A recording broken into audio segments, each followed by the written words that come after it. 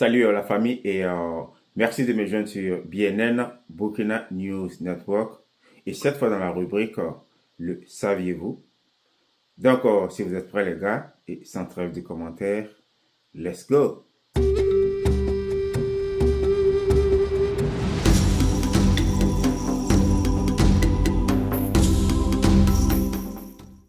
En 1915, des peuples burkinabés ont déclaré la guerre à la France coloniale.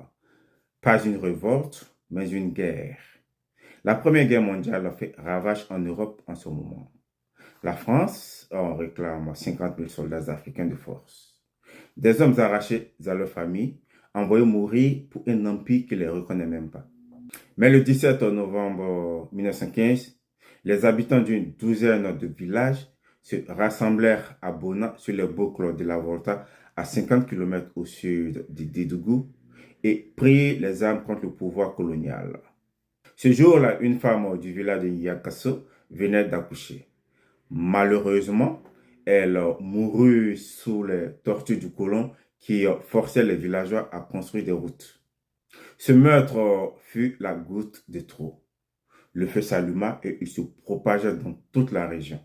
Des peuples du fleuve Bani au Mali jusqu'à la boucle de la Volta au Burkina jurèrent de ne déposer les armes qu'après le départ définitif des Européens.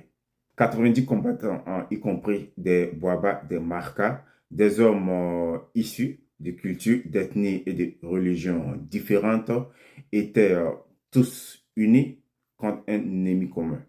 Les premières colonnes françaises furent repoussées à Bouna, à Bondouki et à Yankasso. Le colonisateur était en déroute, Paris paniqua. Et en février 1916, une colonne de 750 hommes avec mitrailleuses fut lancée dans une campagne de destruction systématique. 110 villages furent rasés. Les pertes dans les rangs coloniaux sont estimées à plusieurs dizaines de milliers de morts.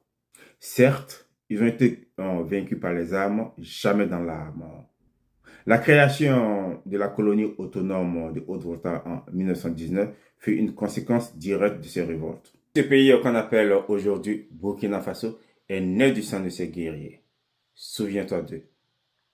And if you didn't know, now you know. See you next time.